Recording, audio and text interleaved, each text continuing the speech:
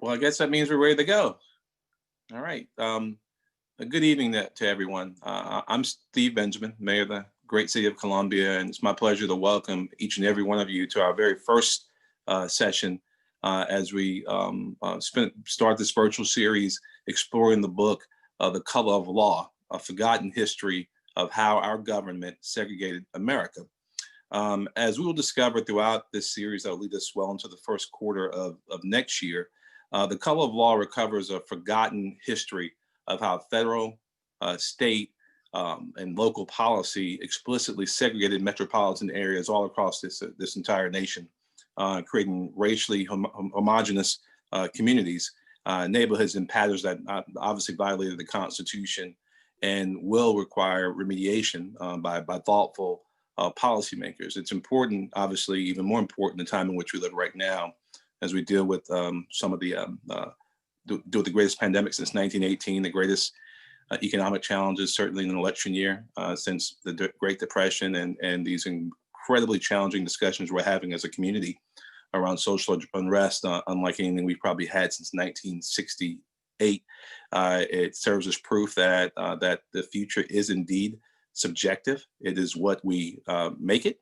And this presents a really good, a fantastic opportunity over the next several months to really dig deep and think about what we can do as policymakers and leaders all across this community to try and remediate some of the challenges from the generations past. So before we start this evening, I'd love to take an opportunity to thank our Columbia City Councilwoman at large, who is draped in the beautiful dress. It looks like our city flag, which speaks to the heart of inclusion that dominates policymaking in this city today. Tameika Devine, thank her for her tireless leadership of this effort in making this series possible. And so now we have so much more revealing information, some wonderful dialogue to uncover and to discuss. So it's my pleasure to hand the microphone over to my friend and our city councilwoman, Tameika Devine. Councilwoman. Thank you, Mr. Mayor, so much. And thank you, all of you, for joining us for this very important discussion. It has been my honor to work with Mayor Benjamin and the other members of Columbia City Council to really think about what role we all play as the policymakers here in the city, the current guardians of our future, to make sure that we are not only creating an amazing city where people can prosper, but we are also making sure that it is an equitable city where everyone has endless opportunities and possibilities.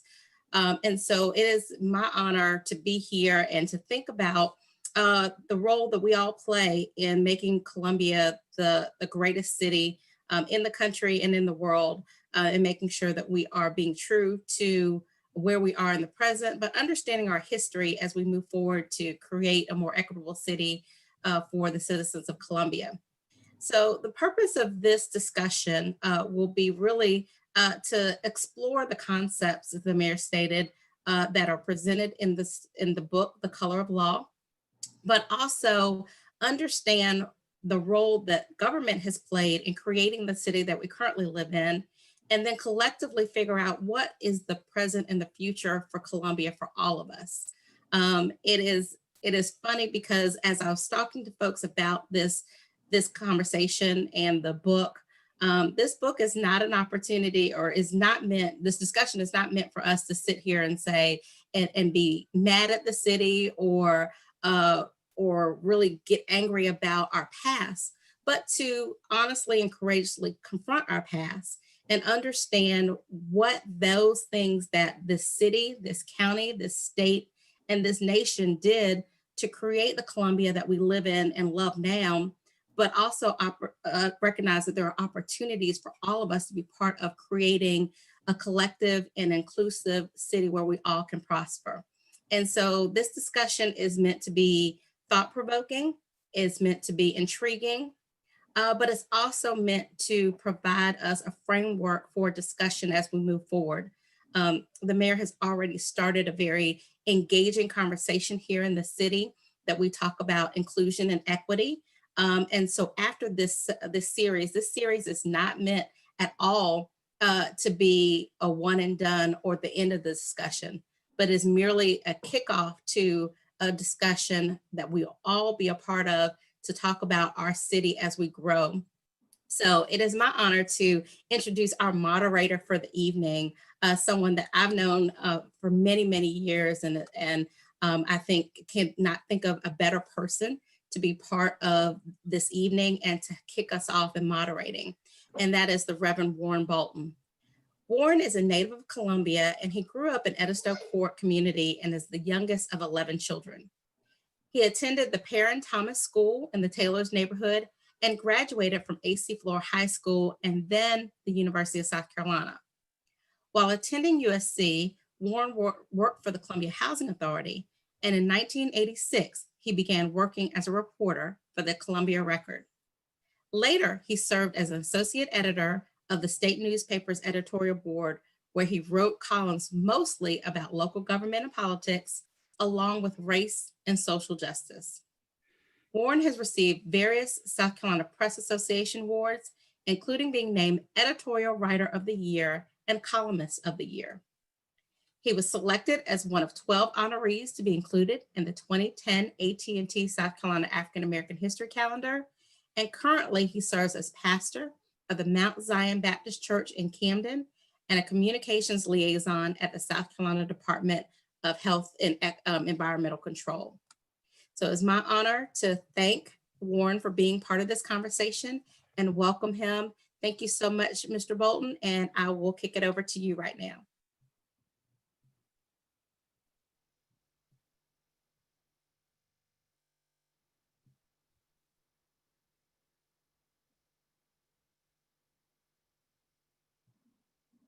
Thank you, Councilwoman Devine, and thank you also, Mr. Mayor.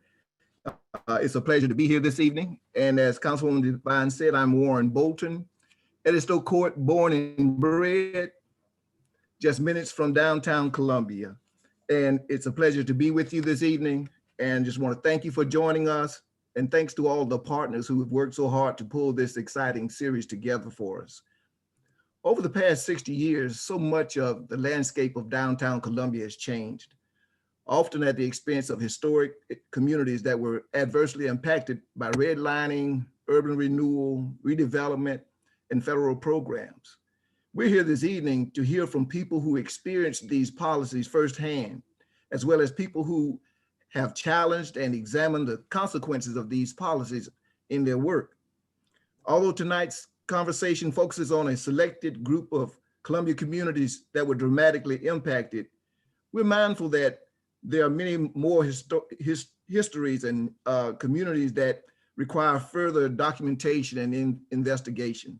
The goal of tonight's conversation and the ongoing series is to spark much needed dialogue. So we want to hear more stories, and we encourage you to share your recollections. As our panelists speak this evening, we welcome your questions. And you can direct your questions to the Q&A box at the bottom of your Zoom screen. And we'll have someone monitoring the Q&A box, and they'll relay those questions at the conclusion of our conversation. Our panelists this evening include Franchot Brown, Reverend Joseph Darby, Stuart Andrews, and Rebecca Leipson.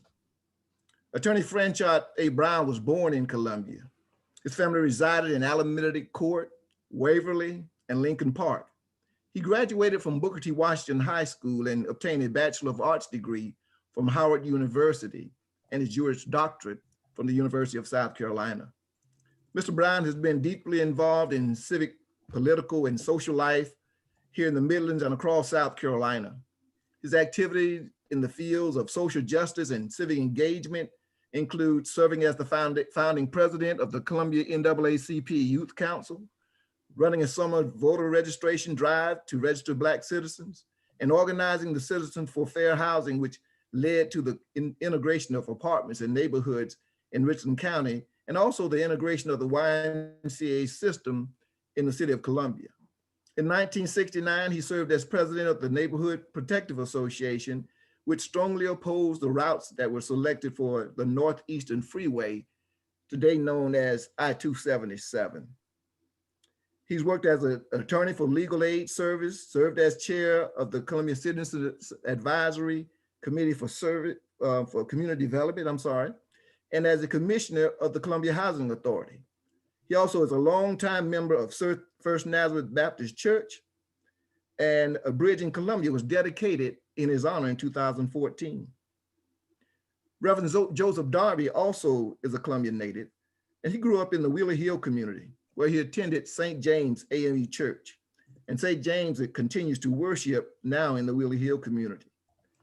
Reverend Darby is a graduate of Booker T. Washington High School. He attended South Carolina State University and has a bachelor's degree from the University of South Carolina. He prepared for ministry by attending Lutheran Theological Seminary. Also, he's a fourth generation minister in the African Methodist Episcopal Church and has worked in the Department of Public Welfare and the Department of Juvenile Justice.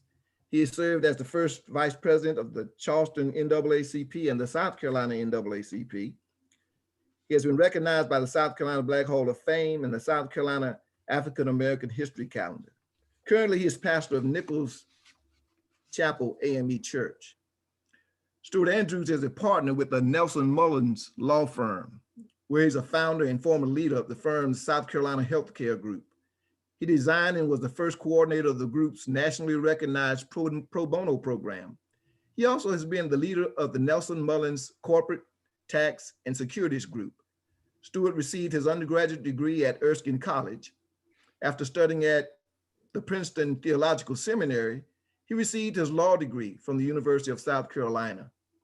He's also the former chair of South Carolina Legal Services. As an attorney for Palmetto Legal Services, he challenged city planning and urban development policies as he represented residents of Wheeler Hill, Arsenal Hill, and Elmwood Park. And last but not least, Rebecca Leapson covers housing and livability for the state newspaper. She is also a Report for America Corps member, a nationwide initiative within a nonprofit news organization called the Ground Truth Project. She graduated from Stony Brook University in 2019 and has written for the New York Times, the New York Post, and NBC. Her work has been recognized by the Society of Professional Journalists, the Hearst Foundation, and the Press Club of Long Island. Rebecca joined the state in 2020. And so we are honored to have this great panel with us. They've all agreed to be honest and frank in their assessment of history and continued struggle of housing and segregation in Columbia. And at that, let's hear from our panel. And I would encourage our panel to be forthright, but also to be concise as possible to allow time at the end for the questions from our virtual audience. I want to first direct a question toward both Franchot Brown and Reverend Joe Darby. Please tell us where you lived, including where are the streets you used to play on in Columbia as a child, the people who lived there, and your memories of the community. What was it like? Mr. Brown.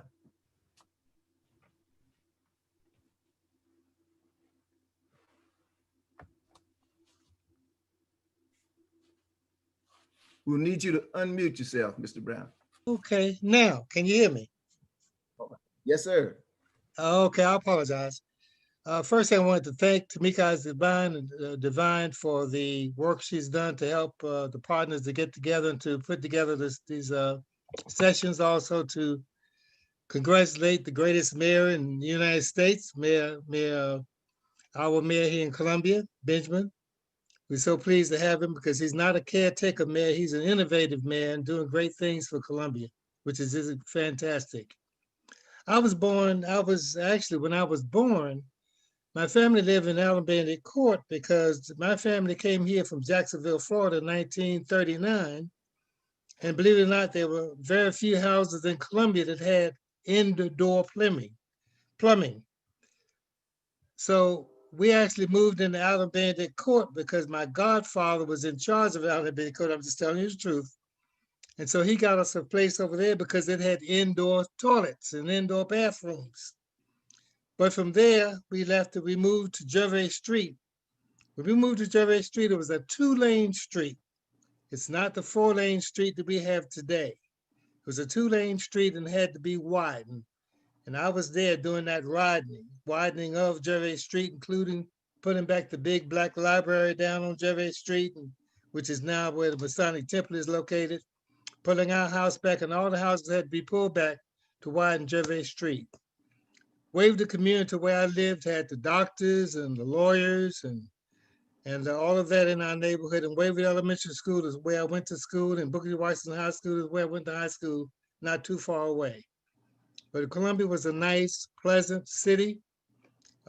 Christmas, we skate up and down Oak Street, and it was everybody knew everybody, and everybody welcomed everybody together as the community.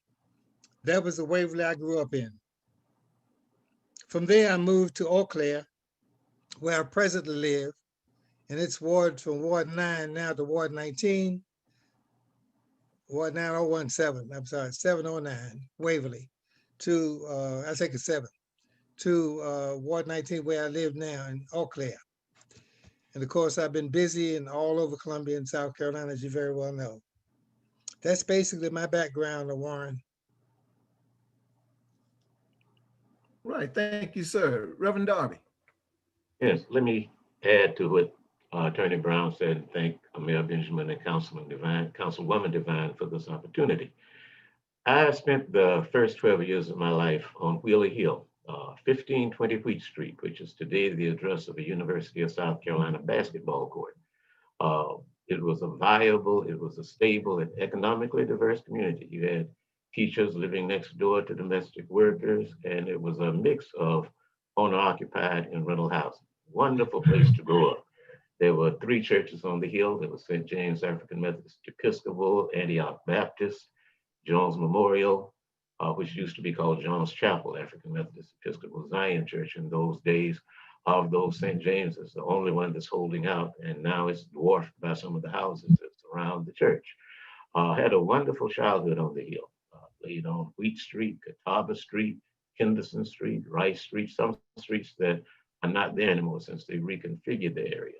And you had what you needed on the hill. There were a couple of corner grocery stores. There was dry cleaner, beauty shops, barbershop not that far away.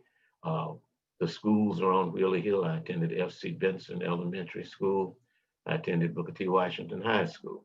And so it was a good childhood. My mom and I lived in the home that my late father had purchased for us. And we had a lot of other family. I had at least 3 aunts and uncle and his family and a little bit more family all on the hill. So pre-urban renewal, it was a wonderful place. And it was like a lot of the communities that Attorney Brown mentioned, places that were the centers, places that set the normative behavior for those who lived in those communities, places where very often the teachers lived in the communities where they taught.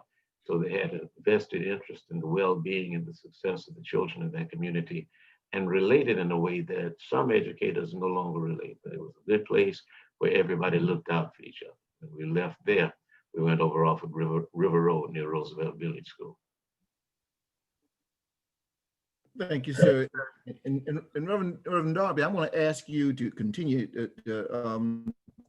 talking on this next question, and I ask Attorney Brown to join afterward. But please tell us how urban renewal impacted your neighborhood.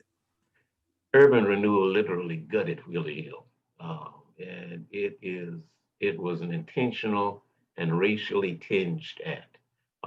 They said that they were developing where there were slums, and the slum is in the eye of the beholder. There were wonderful houses. There were houses that were historic. In Charleston, they're called Freedmen's Cottages. In Columbia, they used to be called shotgun houses, where you supposedly was a 3, maybe 4-room house where you could shoot a gun from the front through the back door and not hit anything.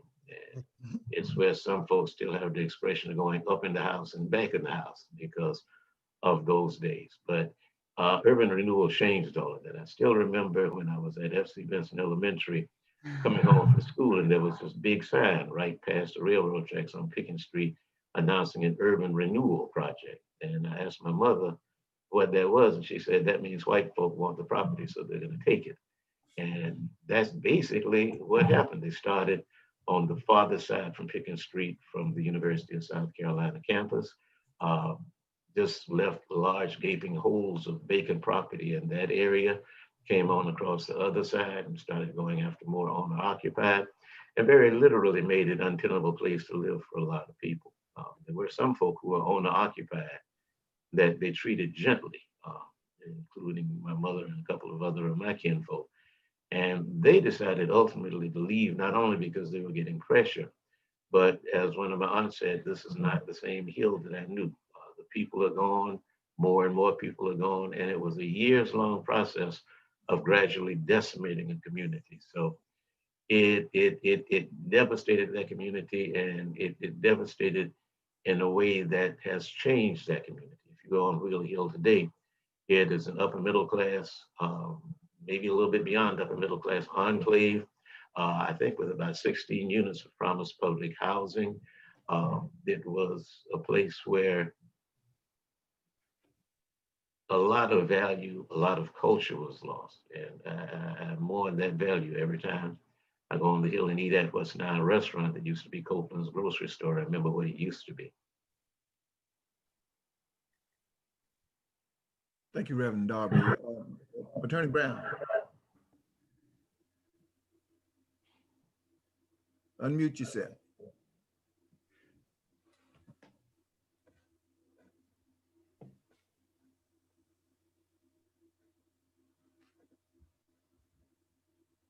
Can you hear me?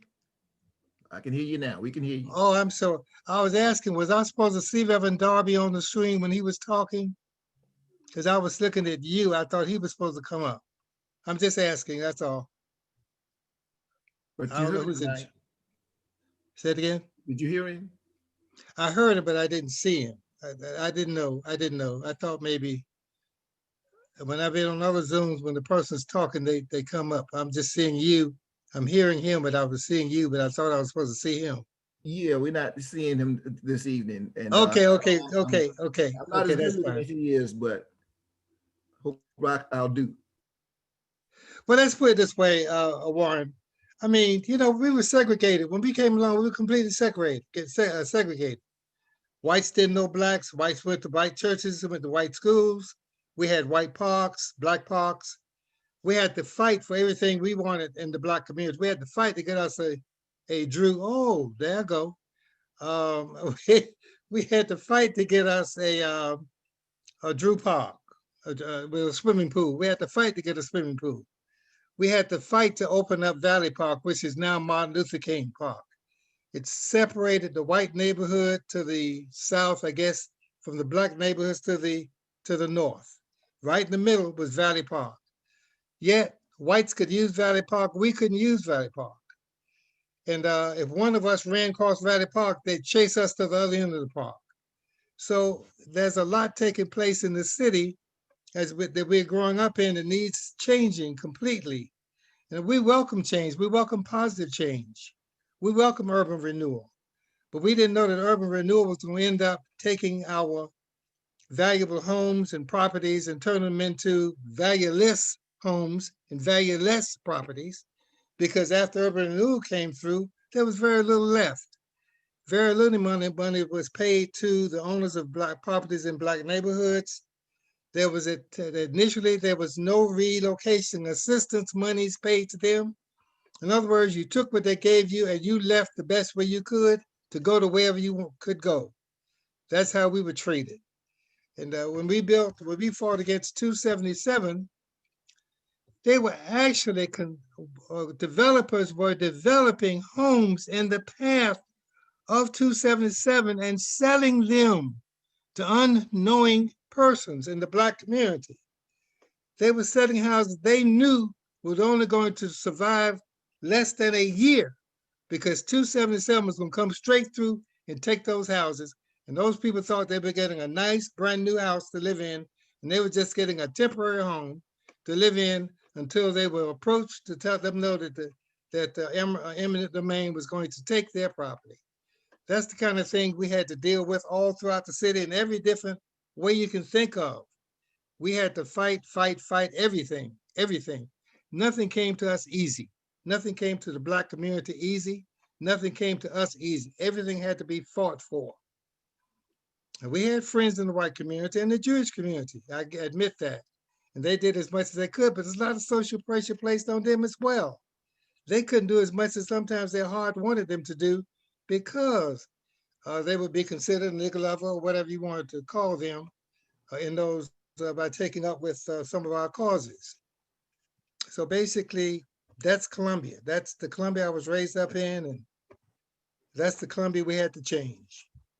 And I welcome the change now. Like I said, I'm so happy to see Tameika Devine, who had the nerve to run for an at-large seat. I thought she was out of her mind. She ran for an at-large seat and won. And our mayor is doing such a fantastic job. I'm so proud of him and all the members of the city council. Back to you, Warren.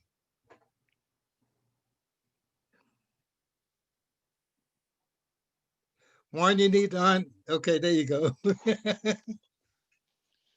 Are you unmuted? Thank you, Attorney Brown.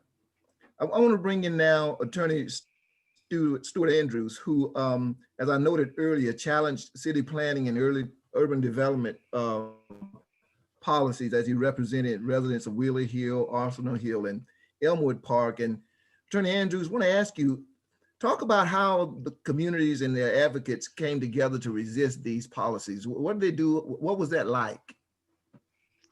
Well, Reverend Bolton, it was an exciting time. Actually, I was literally a month out of law school in my office on Main Street, Palmetto Legal Services, as it was known back then, and had a couple of folks show up in my office one morning and saying, we need a lawyer, and we need a good housing lawyer because the city is trying to throw us out of our homes and bring white young people from the suburbs into town and throw us out on the street without any help. And that was the beginning of my introduction to the community development grant-inspired program that the city was operating in 1978 and had been for a few years in Elmwood Park. Folks on the phone who are from Columbia area probably know Elmwood Park now and think of it as a community that's diverse and an inner city community that's relatively stable. But that was the product of an effort that was intentional by the city that targeted federal funds through the Community Development Block Grant to literally use it for folks of a different demographic than the 70 to 80% of African Americans who lived in Elmwood Park at the time. In fact, there was a city held a local community meeting, as they called it, at the first segregated First Baptist Church in the Elmwood Park area. We had one of two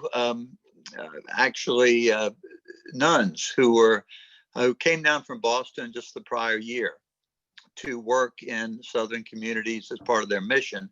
And they were the only residents of the area who were there. And during that meeting, they reported to me that the city officials invited members of the church to move into the area and to bring their friends from the suburbs and to take over these beautiful Victorian homes in downtown Elmwood Park. I began working along with other members of Palmetto Legal Services with a number of tenants and lower income homeowners who lived in the area. What we had learned is that many of those people had been there 5 or 10 years, and in fact were displaced by some of the urban renewal efforts that had already been going on for 10 and 15 years or more within the city. They had left Camp Fernance, they had left Waverly, they had left Wheeler Hill and Arsenal Hill as well, and were moving into Elmwood Park. And what we saw was a pattern of families moving and being forced to move from one low-income community with a lack of safe, decent, and affordable housing to another. And these people were frankly just fed up that not only were they being asked to move from their homes, but the city money was being used as an inducement for folks to come in to renovate their homes at low interest and loans, or sometimes grants that would be used to put people on the street with no relocation assistance. And so I began getting to know these folks, and we had community meetings, people, some of whom were getting eviction notices. Others were fearful that they were. But when I got involved, there were roughly 300 housing units in Elmwood Park, and half of them had already turned over in the first 2 years. There were construction crews and for sale signs on every block. Many of their neighbors had already been displaced, and the ones who remained were prepared to try to do something about it. So as we got to know each other, we started meetings. We actually held press conferences on the porches of some of the homes in the neighborhood. First effort at an organized public presentation was at the city's advisory council meeting. And we learned that the advisory committee for the community development block grant did not have a single person who was a resident of a community that where the funds were being directed from the community development program. And we were warned about quoting and citing federal regulations at that meeting. The federal program was intended by Congress to primarily be used for the benefit of low and moderate income people. And those were not the people who were benefiting from this program. And in fact, the City of Columbia's own application to the HUD, the U.S. Department of Housing and Urban Development, acknowledged that only 10% of the rehab loans and grants were being directed to lower income families. Another illustration of the fact that the city knew very well what the effects of its programs were is that nearly 250 families were identified as those being displaced, but nearly 200 of those were lower income minority families that were identified in the city's application. And yet they were persuaded that that this effect was inevitable, and it was the best interest of the cities. So ultimately, when it didn't work to meet with the advisory council, these our clients, the members of the community, took to the streets. Back in the 70s, that was still fashionable to march on City Hall, and that we did with signs and placards.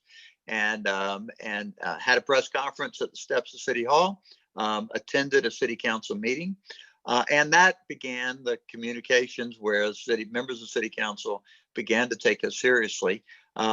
Mayor Kirk Finley and members of the council, particularly Rudy Barnes, were solicitous to us and said there's plenty of housing and funds to support the programs, but the actual directors of the community development block grant programs were not as responsive. So we filed a complaint with HUD and objected to the $2.5 million annual allocation of federal funds that go to the city without appropriate relocation assistance, alternative housing that was set aside for the use of landlords, protection for tenants so they could remain in place, and the development and assistance to get into alternative housing.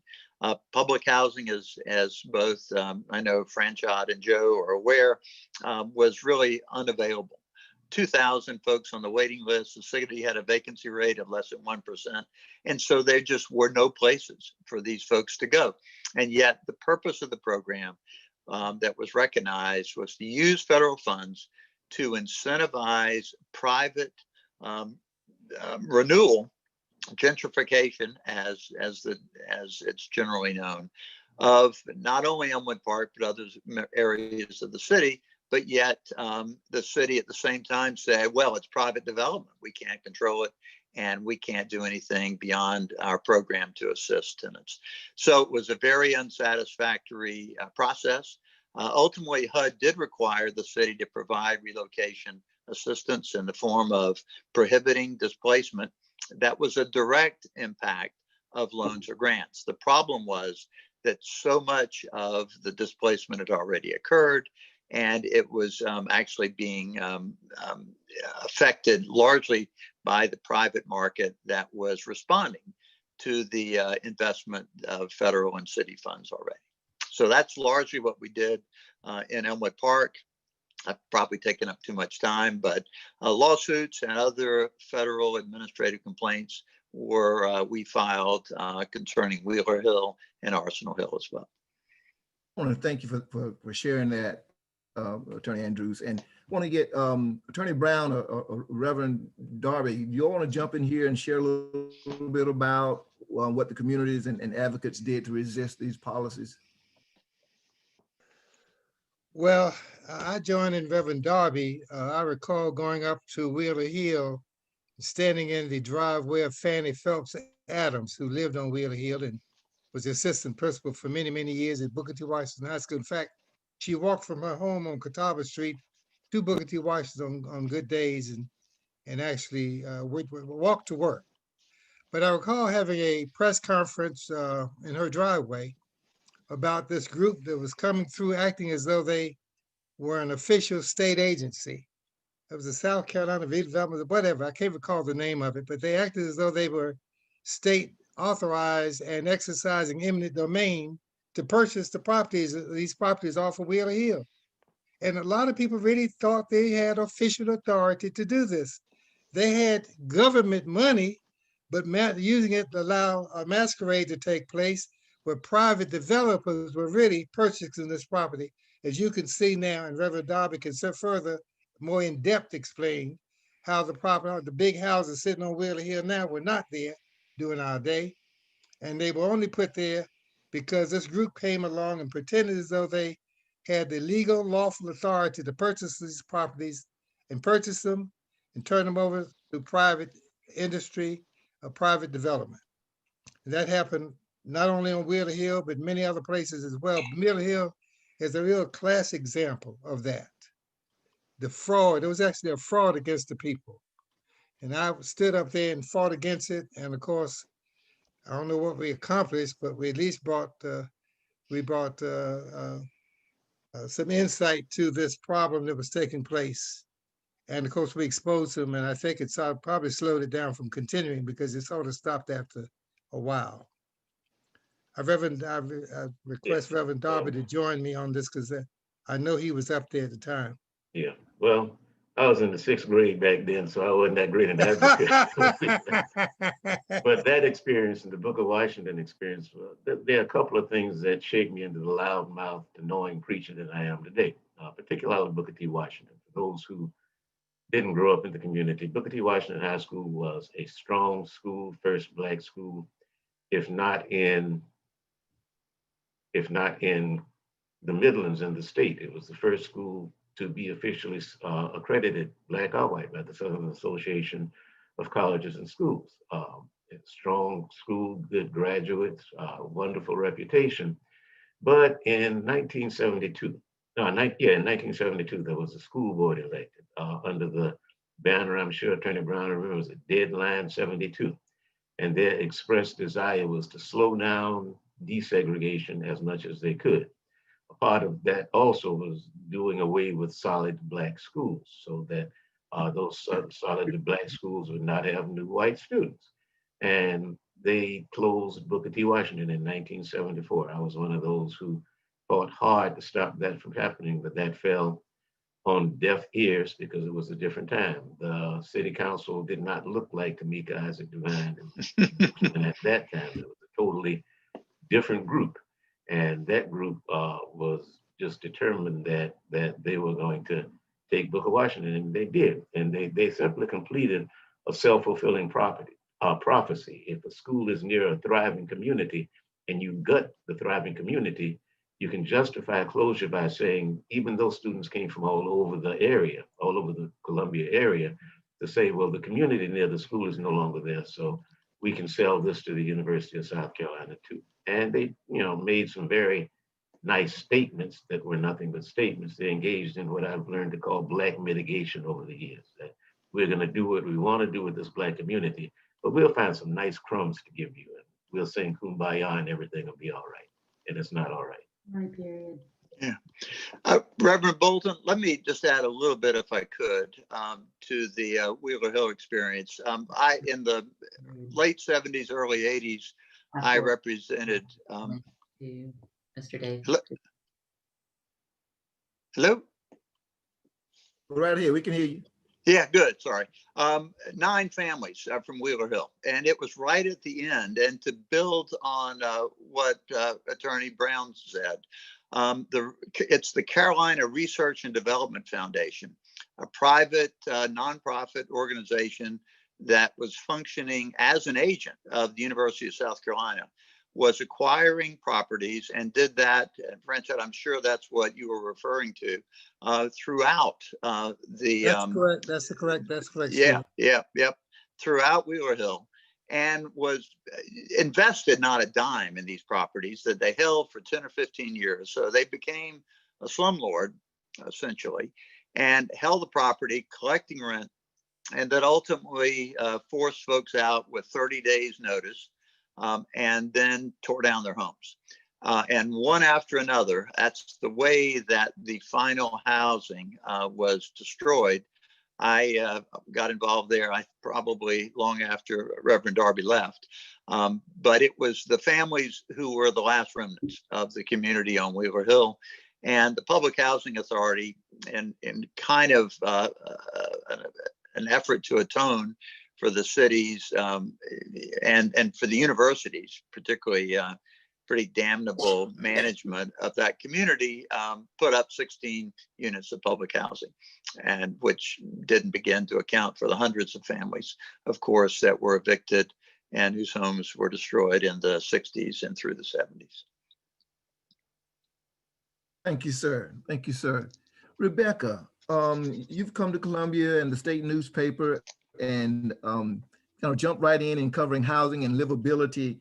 Let me ask you, what do you think have been some of the lasting impact of these sort of policies?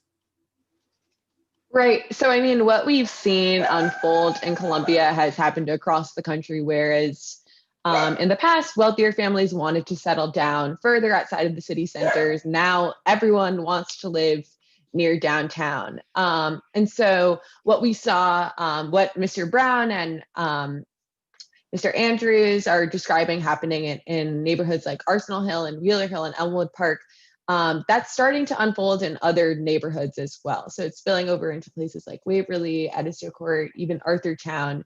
And I guess the big question is, where are the people that are getting displaced going?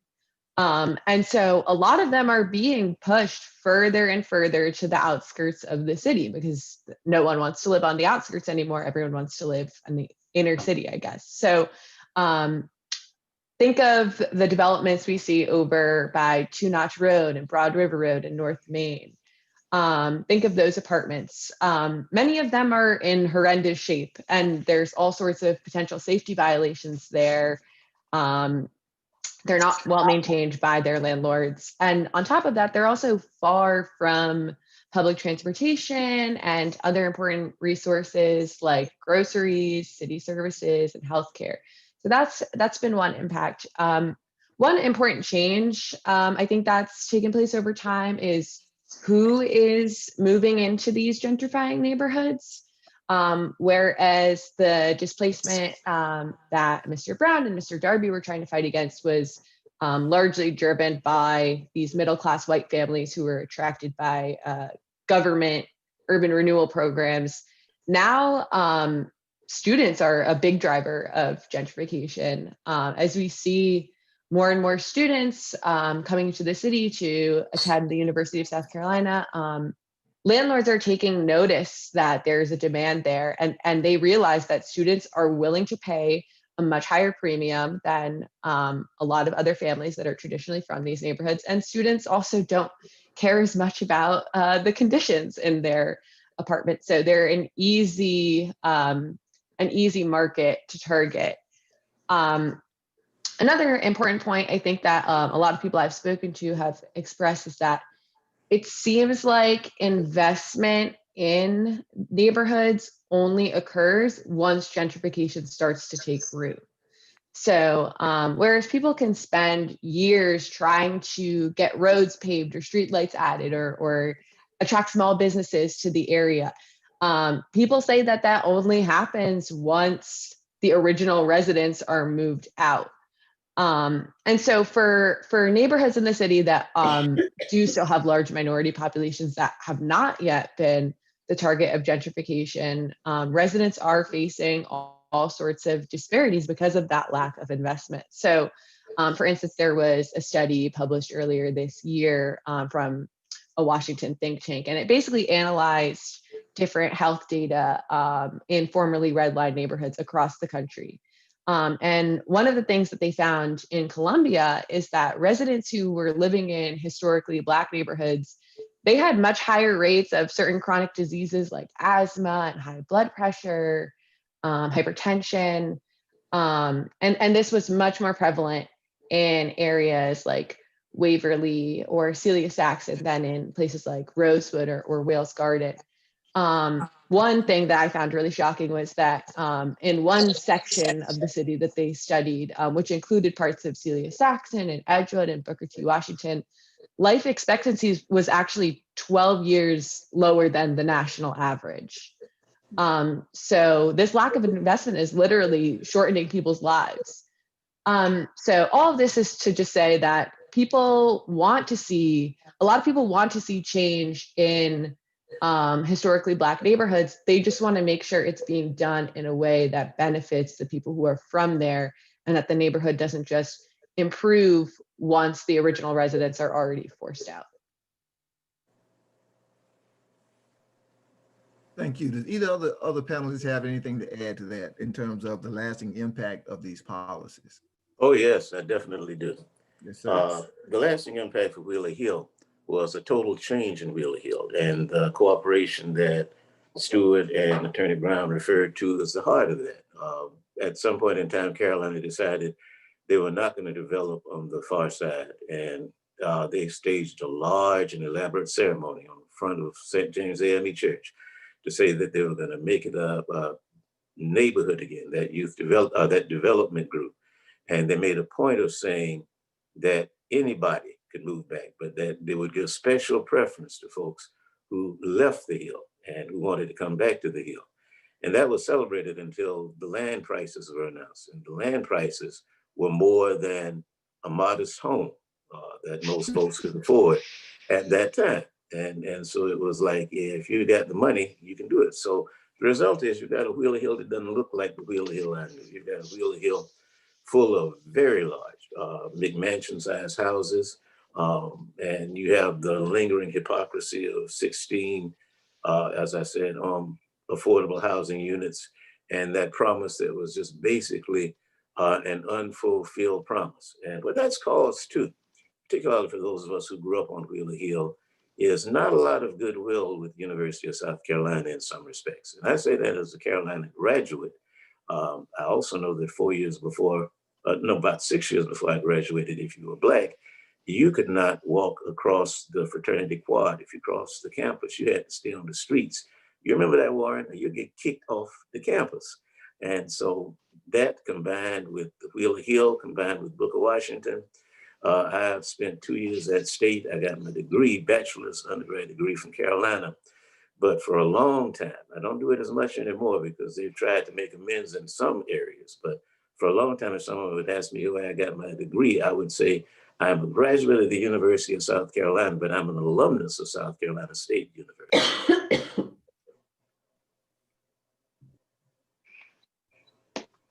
All right, thank you, sir. Well, let me ask you, Rebecca, let me ask you, as you consider this history and look around the country today, are we able to identify cities who are making strides in creating affordable housing and preserving endangered neighborhoods? I mean, who's getting this right? Yeah, so I think it's a really difficult question because this is something that a lot of people are just starting to wake up to now and acknowledge. And oftentimes by the time people are willing to go out of their way to do something, it's almost too late to fix the problem. The damage has been done. But there are some places that are being more proactive. I wrote last year a story about the city of Newark in New Jersey, which for years struggled to get any type of investment in the city. It was Newark was given this reputation as a dangerous place, as a bad place where people didn't want to move. And now that there's so many areas close to Newark that are being gentrified, a lot more people are spilling over into Newark and moving into the city. And now they're having to grapple with their own gentrification problem. And so one of the things that the city is doing there, and something that's been proposed as a solution elsewhere, is this idea called inclusionary zoning. And so basically, inclusionary zoning means whenever there's any sort of new development in a city, especially in traditionally Black neighborhoods, the city is putting in guidelines to make sure that a certain percentage of that new development has to be dedicated to affordable housing. One other thing that I know Newark is doing is also on top of that is making sure that a certain percentage of the construction that takes place in this area, a portion of those contracts have to go to minority-owned contractors to make sure that money is going back into the Black community. Warren, might I add something? Going back down to the Coliseum that was built in a Black neighborhood, and Stewart, I think that's your area. The churches, remember, where 2 or 3 churches had to be relocated, all of the houses relocated, businesses relocated, the whole works, just to put the Coliseum down there. They picked the lowest, they picked all the Black neighborhoods to put the most undesirable services. They put the water and sewage plant down in the area where Black folks live. They also put the jail down in the Black neighborhood off of Bluff Road. I mean, all that's Black down there.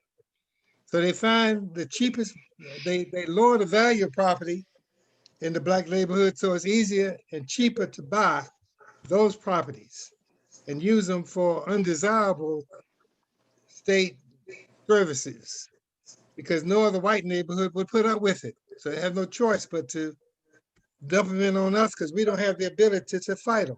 We didn't have the, we couldn't fight back. We were helpless. We were totally at their mercy coming along as in Columbia. We didn't have anybody that would look after us. So we had nobody we could go to really, really stand up for us and fight for us and join in on our cause. Everything we got, we had to fight for. I want to make that very clear. And when you get a president like Donald Trump, he will try his best, and he has already tried his best and done a great job of turning the clock back on us. Those 3 Supreme Court justices he placed, 3 justices he placed, those conservative justices he placed on the Supreme Court are going to be there to hold us back for as long as they sit on the bench, unless they ever make a change of heart. Right? We can't depend on that. So, I mean, all across the country, all across the Columbia and South Carolina and the whole United States, from Nashville, Tennessee to Washington, D.C., all the Southeast redeveloped. And they used the fires after Dr. King died to renovate all of up 14th Street in Washington, D.C. All that's completely new. You will never recognize it. That was an opportunity to get them to come back and to engage in gentrification of all that area. So a lot of D.C. is new. Now, what happened, Stewart, to the Blacks that live there? Where are they? Where are they? Who in the hell gave a damn? We got what we wanted. We paid them a little bit of money. They're gone. They're out of our way. Now we can move on. That's where it's been done all over the United States, all over. And Columbia is just another example. Amen. That's exactly right. Yeah, Warren, let me just mention this to give folks a sense of this. If you think of the inner city, Columbia, the business district, as being the heart of the city, and that's debatable. The areas to the north, which is Elmwood Park and Earlwood, to the west, which is now the Vista and the riverfront and Arsenal Hill area, and to the south, which includes where the university is, was Wheeler Hill. All of those in the 50s and 60s were Black communities. And few of them remain in that way. And those neighborhoods were systematically and intentionally destroyed through the use, largely, as the color of law says, through a plan to segregate and eliminate the communities that were in the way of the city's plans to develop. If I could add on to that, Warren, Yes. and so it doesn't sound like I'm just beating up on Carolina. I live in Charleston now, and there's a ways for Charleston to go as well, and it typifies and it says it is just not a Columbia problem. When I came to Charleston, it was about 20 years ago, a little more than. They nicknamed it the Holy City because of the preponderance of church steeples. Now you have more construction cranes than church steeples in Charleston skies because development is just running amok. And Charleston has talked about setting aside for affordable housing, especially since it's so badly gentrified. When I came here, I had people living within walking distance of the church. That's not the case anymore because it costs too much to live on the peninsula and in other parts of the city. It's good to do set-asides, but at some point in time, governments have to look at policies that require ethical behavior by developers. I have folks in the church, some of whom live in the neighborhood that's gentrifying. Hardly a day goes by when they don't get a call from somebody saying, will you sell us your home? Please sell us your home, because the neighborhood is changing and as homes are renovated and as property taxes go up, the present residents can't afford those. And so they move to North Charleston, they move to Goose Creek, and it makes Charleston less of what Charleston used to be. So it's not just a Charleston thing. We have to go beyond just doing, as I said, trying to do something like they're fixing to do in Mount Pleasant, where they're gonna expand a 2-lane road to a 5-lane road through a community that goes back to Reconstruction, Black community, to convenience the new community that was built within the last 20 years.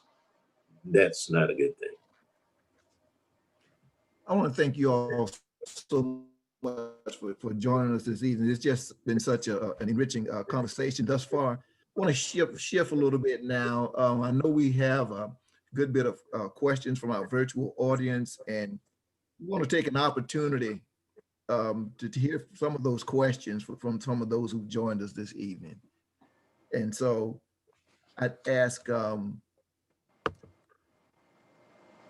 Jennifer, how are we going to do this? You want to read the questions for us? Sure. I'm Jennifer. I work for the Center for Civil Rights History and Research, and I'm just going to read some of the questions we've gotten in the Q&A box. And as a reminder, if you have a question to address to the panel, at the bottom of your screen, there's a box that says Q&A. You can enter your question in that section. We have quite a few questions, so I'm going to combine some of them. We've had a couple of questions about some of the new development that's going on at the Bull Street campus. So one from Kevin Patton: the city has committed many resources to the development of the Bull Street district. Has there been any commitment from developers to incorporate any inclusive housing in this large urban development? If anybody knows that. Or and I can jump in there. So the state, when the state sold the Bull Street property to the private developer, there were not any agreements put in place. However, because there is a significant amount of investment that was requested from the city of Columbia, when Bull Street development started, we actually did enter into an agreement with the developer based on some of the investments that the city would make for infrastructure. So there are some agreements regarding making sure that there's workforce housing. Also, there are some agreements regarding the creation of jobs and minorities being part of that development. A great opportunity for us, the Bull Street, on Bull Street, there is the baseball stadium, and that is owned by the city of Columbia. So that, because we had more control over that, there was a significant amount of minority contractors that weren't just, and I won't say just, but subs on that deal, but were actually partners, were development partners on that stadium. And so those are the types of things that I think need to happen more. Quite honestly, I would acknowledge that I think there's probably more that could have been done in that development agreement with the Bull Street developer. And I think that lessons learned from that is some of the things that Rebecca mentioned, that what some other cities are doing as far as community benefit agreements and other things. I think those are some things that we need to think about moving forward. But there is some participation, to answer the question, there is some participation, especially as it relates to workforce housing that will be developed.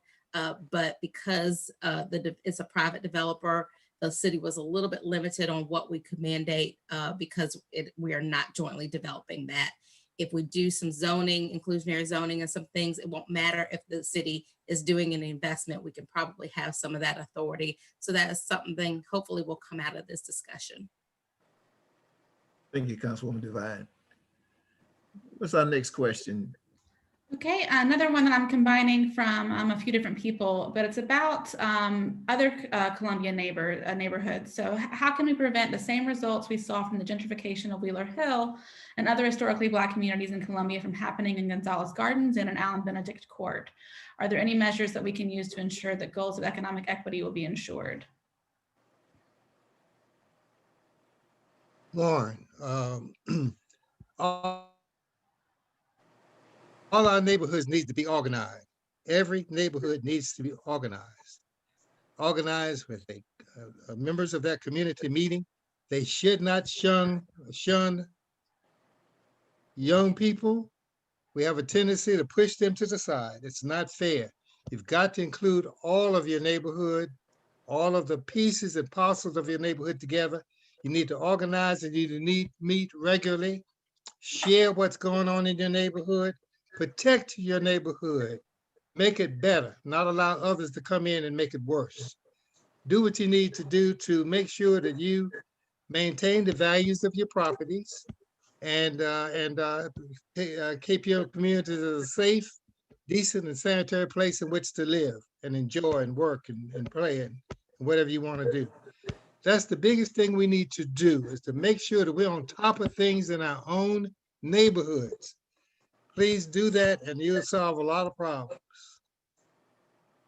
Yeah, I want to jump on that answer as well. I think being organized is a great way to try and make sure that you're seeing the type of development you want. I know that some cities, residents in some cities have organized what's called community benefits agreements. So this is basically a contract between a developer and a community group. And basically it gives the community more say in what the developer will build, and it sort of holds the developer accountable. I know that this has happened in Denver, with certain developments over there. So there are ways for the community to sort of step up to the plate and try and hold the developer's feet to the fire.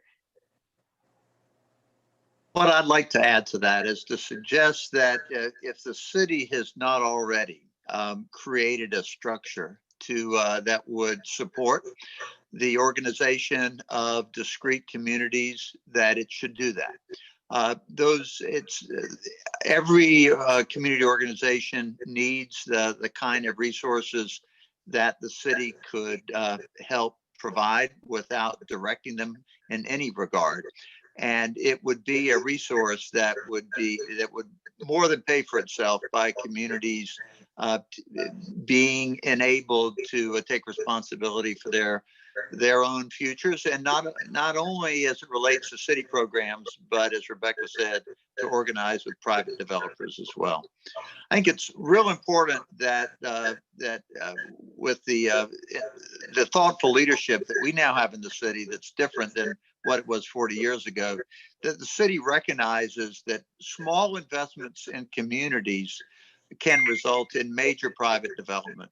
And there needs to be a recognition that when the cities do make investments in communities, that's likely to generate, if successful, private investment, that the cities then need to take responsibility for the nature of that development and provide protections and set-asides for housing that's affordable for low and moderate income people.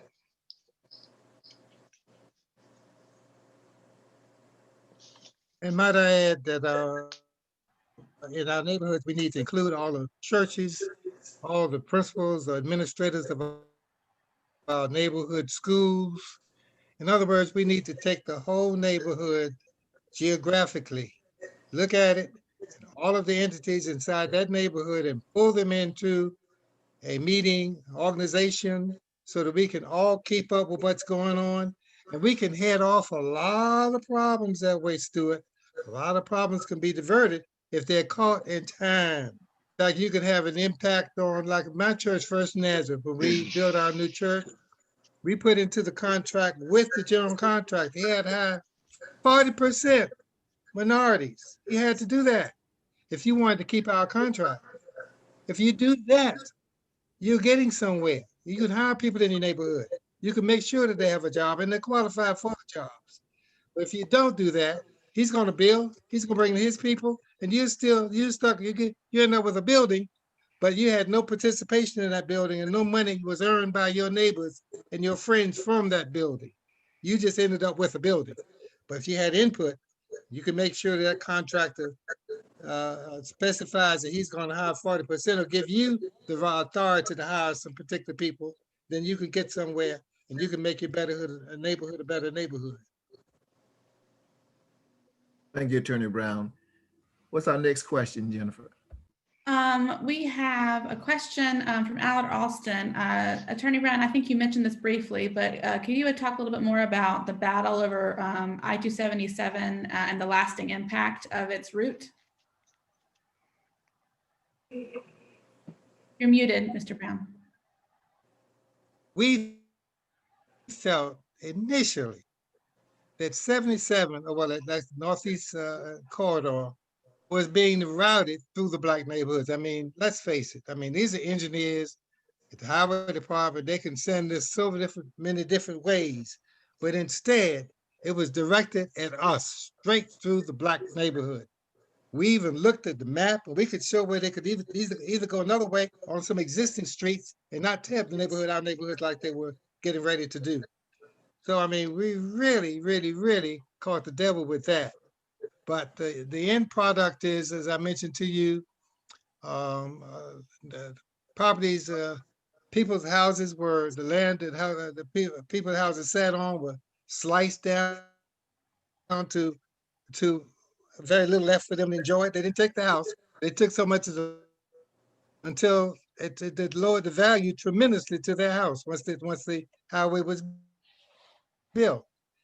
I mean, just like I mentioned, the actual construction of those houses and the path of the doggone Northeastern Freeway was just deceitful and underhanded and just as low level as you could possibly get to people looking forward to owning their house for the first time in their life, and they get it. And within a year, they've got to move because the highway is being built, and the contractor knew all the time that highway was coming, and they didn't know it. But I see you up, Reverend Joe. Yeah. You want to? Well, I'd echo much of what's been said. I think the important part is community involvement. And I think the government has to be proactive in that. Very often when changes are made, whether it's housing, whether it's road communication infrastructure, whatever agency is spearheading that will simply announce that there's going to be a public meeting. And those who are most able to make public meetings are those who don't have to worry about childcare, who have the adequate transportation to get to the public meeting, who don't have other things on their agendas. I think that governmental entities need to be a little bit proactive, as Attorney Brown said, about going to the community, about finding ways and means to get the community involved, a broad spectrum of the community, so that when plans are made, it will not be a matter of, this is what we have planned for your community, isn't it wonderful? It would be more a matter of, this is what we're thinking about. Let's sit down and talk this through. Amen. So the next question, I think, maybe speaks a little bit to that. Cassandra Elliott, I have currently moved back into my family home in Washington Park off Shop Road. My family lost our home to USC due to eminent domain many years ago on Bull Street. Now it appears that USC is encroaching down Shop and Bluff roads. We have small communities, poor representation for our areas, and soon we'll be dealing with the widening of Shop Road. What can we do? Can I speak to that? I think I just repeat to my homegirl, hello, Cassandra, that what I just said is important. It's important that communities get involved. I mentioned the road that's going through Mount Pleasant. One of the reasons that that's still an unsettled matter is that you had the very affluent, overwhelmingly white new communities get involved, but you also had some people of goodwill in those communities who met with the leadership of the Black community that would be affected. And together they raised sand. And it's that raising sand that's made County Council put the brakes on that down here and take more of a look. And I think that you need to do that kind of thing and be proactive about it and look down the road too. I'm glad you mentioned that area. I remember when I was still in Columbia, people were rejoicing because water and sewer, dependable water and sewer, finally were going to be coming down to Bluff Road, to Arthurtown, to Taylor's, Little Camden. But I said then, be careful what you pray for, because with the dependable water and sewage comes opportunity for new development that might change property values and that might change the character of your communities. And the Bluff Road corridor is a very different corridor than it was just 20 years ago now because of that infrastructure. Attorney Andrews and Rebecca, do you have anything to add to that that question about what should they do? Thank you, Reverend Doug. I think Joe hit it right, which is the need to organize.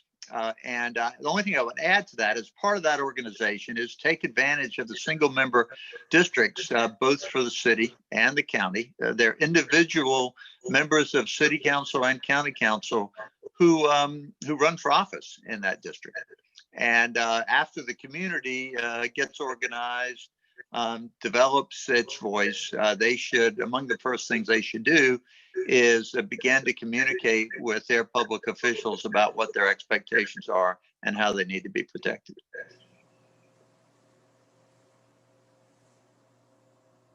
Thank you.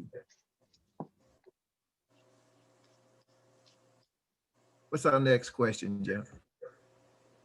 Okay, we've gotten a number of questions on sort of how do you repair the damage done. So I'm combining like about 7 or 8 different questions on this. So one of them, for example, is I think representative of a lot of these questions is from Todd Shaw. Thank you very much for telling your powerful stories about how race and racism operated to undermine Black communities in Columbia and elsewhere. How is it possible to repair the damage done?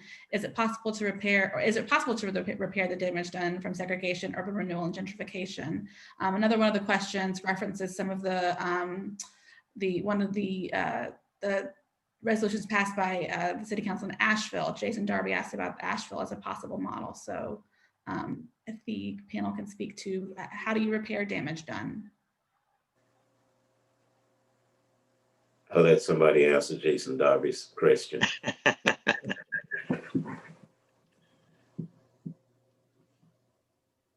Maybe Tameika Isaac Devine might speak to that.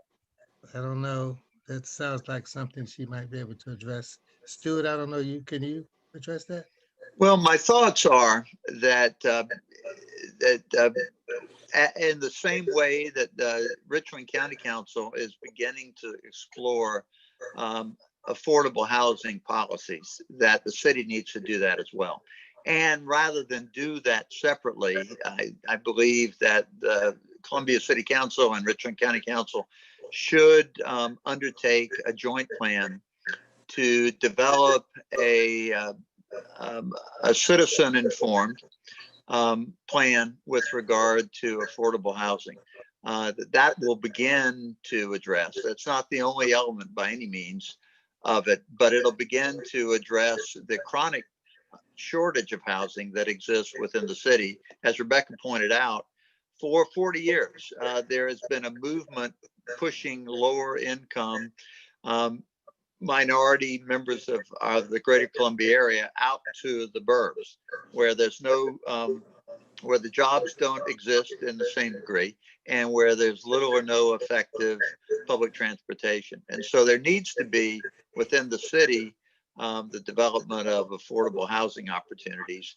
And we need to, the second element of that plan would be to identify potential areas of gentrification and displacement so that the city and county can get ahead of the curve. rather than responding after the fact when it's often too late.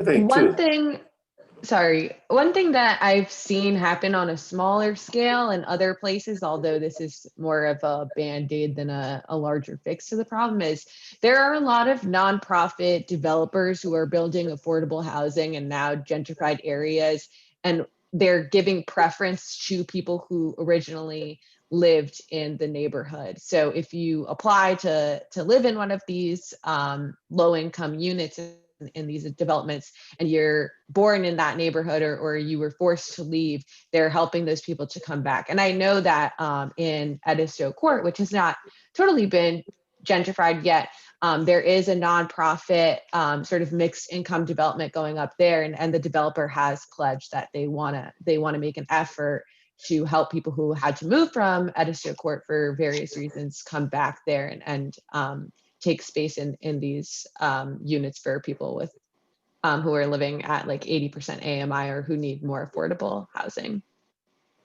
I think that whether it be education, housing, economic sector, whatever, also you can identify an aggrieved community or areas of that community. Look at ways and means to do that. You know, Georgetown University established the fact that their forebears at the school were enslavers and that they had sold some slaves to keep the school alive.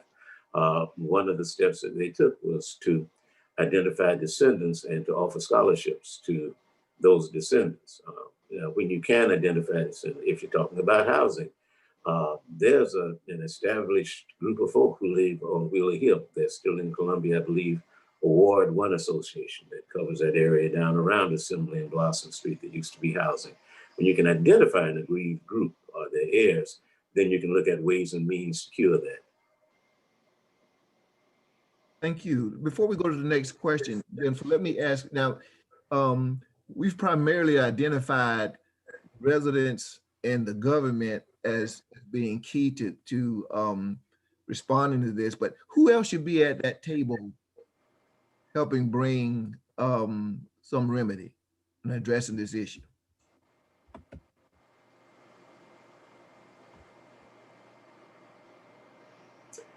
Faith community, people of goodwill in the private sector, and I underline people of goodwill in the private sector. Community leadership, traditional organizations that do housing and that do civil rights, like the NAACP, and some non-traditional organizations too, since organizations like the NAACP can get a little dusty if we're not careful.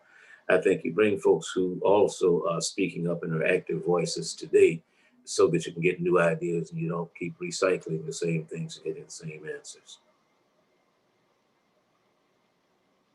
Thank you. Our next question.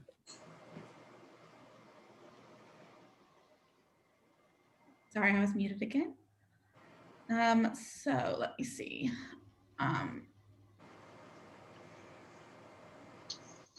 Sorry, let me just pull out this. We've had a few questions on efforts to commemorate and sort of preserve the memory of some communities that are affected by urban renewal. So a question from Melissa DeVelvis and McConan Campbell about that. Do we know what are efforts in various communities around Columbia to sort of preserve the history of communities that have been affected by these policies?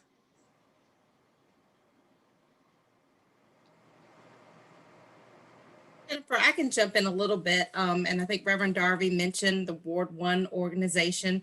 So Ward 1, again, is the area, actually my grandfather grew up in Ward 1, that is now where the Darla Moore School of Business and the Colonial Life Arena are, and that community has been completely displaced. But the Ward 1 residents and descendants of that area have come together, and they have a reunion every year, and they have preserved the history. I know Dr. Bobby Donaldson has helped them a lot with the history there. So that's a great model that some of these other communities can do. I know University of South Carolina, because of what happened with Booker T. Washington High School, they have attempted to do some preservation of the story Booker T. Washington High School and things, and that is in that area. And I know Dr. Donaldson, who is on here as well, he is looking at doing some reflections and talking to people who are in these have been in these communities and were in these communities, and record their stories and preserve them for history. So I don't want to take his thunder on there, but I will tell some folks who might be listening and are descendants of people in some of these areas that we've talked about that have been affected by urban renewal in the city of Columbia, or if you know someone who might be older and actually lived through this, like some of our great panelists, certainly connect them with Dr. Donaldson, because he will be doing some reflections, and hopefully, as the many things I hope to come out of this, hopefully the city can partner with Dr. Donaldson and others to have a repository for these reflections, so that we never forget this history and we can honor these great neighborhoods and communities in the way that they should be. Thank you, Councilwoman. Jennifer, can we get one more question? I know it's getting close to time for us to wrap up. Yeah, we have one more question. So going back to the question about, how do we repair this work? We talked a lot about the city and policies, but does USC, the University of South Carolina, or even the city of reparations to the residents of Ward 1 and Wheeler Hill and some of these other neighborhoods? What are your thoughts, Reverend Darby and Attorney Brown? You would hit me with that one, huh?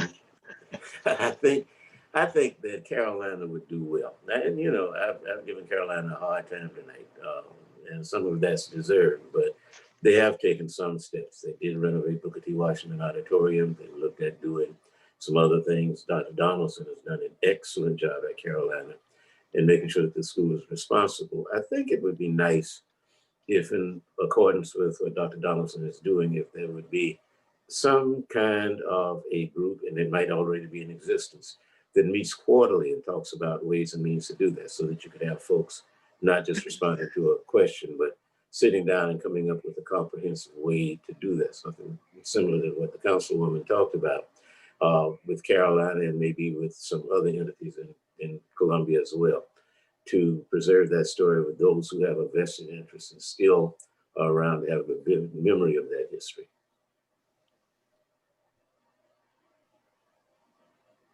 Thank you, sir. Attorney Brown, do you want to address that at all? Can you hear me? Yes, sir. Okay, I served on the Community Relations Council for the City of Columbia when Leona Plow was in charge of that program. And it did do a fine job of keeping up with the neighborhoods and trying its best to help the neighborhoods develop in a way in which would be advantageous to that neighborhood and to keep it strong and powerful. So we do have the community, I assume they still have the Community Relations Council in operation today, but I served on it many years ago. Like I said, Leona Plow was our head of that at that time. All right, thank you, sir. But once a building is built, you really can't tear it down. I mean, once a building is there, it's there. Yeah. You want to fight a building in your neighborhood, you better fight it before they start. Once the building is there, it's there. So let me, Warren, if I could just make one comment that's a bit off the question, but I'd like to plant a seed, which is, as Congress undertakes the process of considering the development of a plan for reparations for formerly enslaved people, I think that we would want members of our congressional delegation to encourage to include on that agenda the impacts of urban renewal, and particularly the impacts of federally funded urban renewal, of which substantially affected and caused the displacement of Black communities and individuals within Columbia. And I hope that those conversations will begin and will be taken seriously and federal urban renewal funds have had a devastating effect, as the color of law indicates, on our country, not in isolation, but they've certainly enabled a good bit of it. And that should be incorporated into any conversation about reparations, as the mayor acknowledged in his opening remarks. Thank you, Attorney Andrews. And I want to thank each of the panelists for joining us tonight. Attorney Franchot Brown, Attorney Stuart Andrews, Reverend Joe Darby, and Rebecca Leibson. And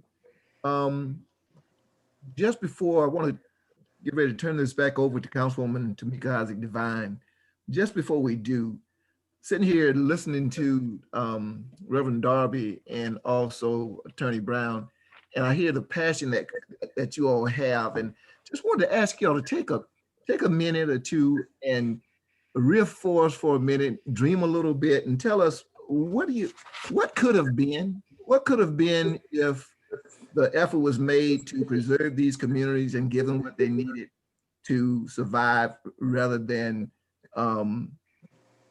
take people's property away and that sort of thing. What could have been? If I could easily answer that, I could write a book and retire.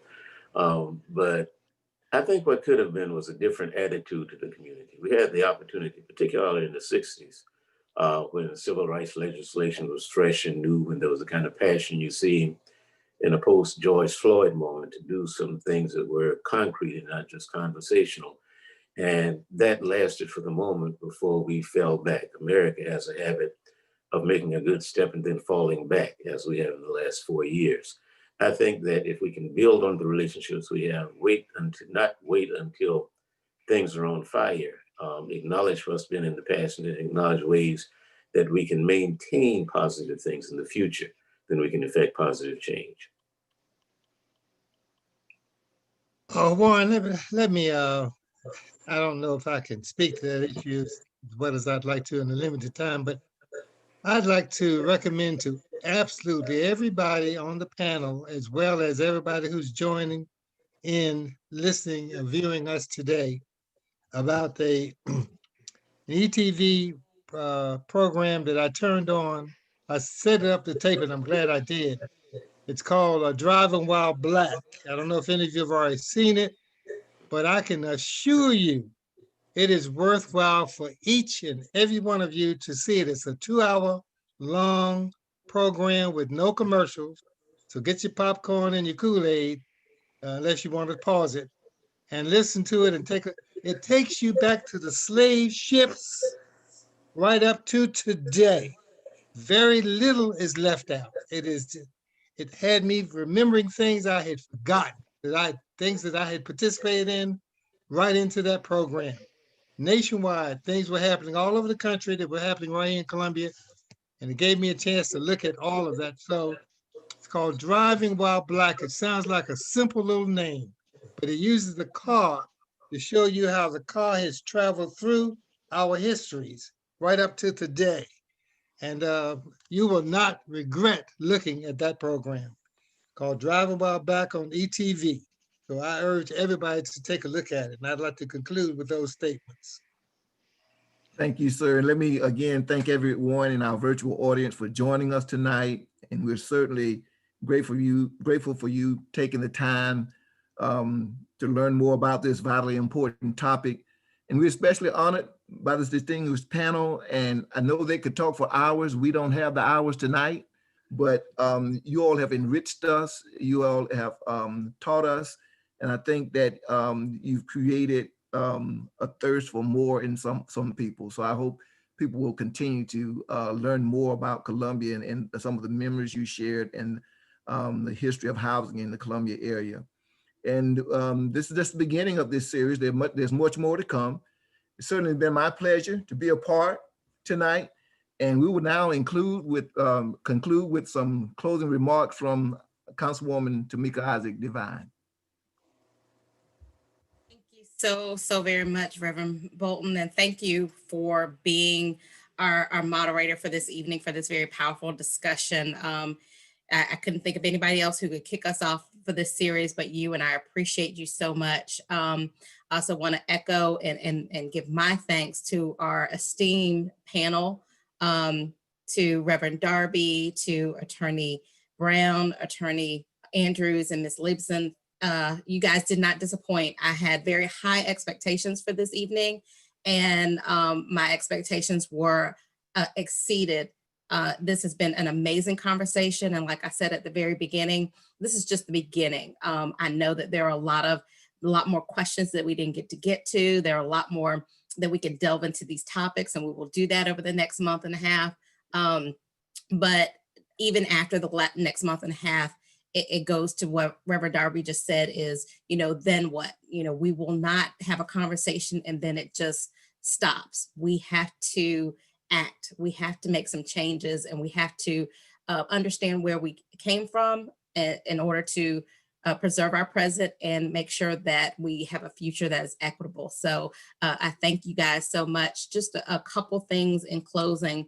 I want to thank our partners. This was an idea that I got after I read this amazing book, but I could not pull this together and do it justice. And so we reached out, and I'm so grateful for the partners who joined on and say, yes, this is an important conversation and we want to be part of it. So I want to thank our partners, Richland Library, Historic Columbia, Columbia SC 63, Dominion Energy Charitable Foundation, SC Humanities, the Center for Civil Rights and History and Research, African American Studies Program at the University of South Carolina, and the Institute for African American Research at the University of South Carolina. Without these partners, we would not be able to have brought you this series. And so I thank you all so much. And then I have to thank our organizing committee that brought you these amazing panelists and the future ones that we'll have, and really kind of came up with a framework for this discussion. And so for that committee, I have to thank Melanie Huggins and Tamara King at Richland Library, of course, Robin Waits at Historic Columbia, Dr. Bobby Donaldson, who we mentioned earlier this evening, Columbia SC 63, Jennifer Melton, who you all have seen and has helped us tremendously with the technology and getting everything else together, Dr. Todd Shaw with the University of South Carolina, and former City Councilwoman Ann Sinclair. You guys have been amazing, and all of your staff and support. I don't have everyone's name, but this is a team effort, and everyone who has worked for partner organizations and worked with our organizing committee has been tremendous to be able to bring us this. Just a couple notes. Reverend Bolton mentioned this is just the first of several. And if you guys go back to the city website at columbiasc.gov, you can see the dates for the upcoming panels. And I believe Ms. Waits can put them up here, but January 7th will be our next session.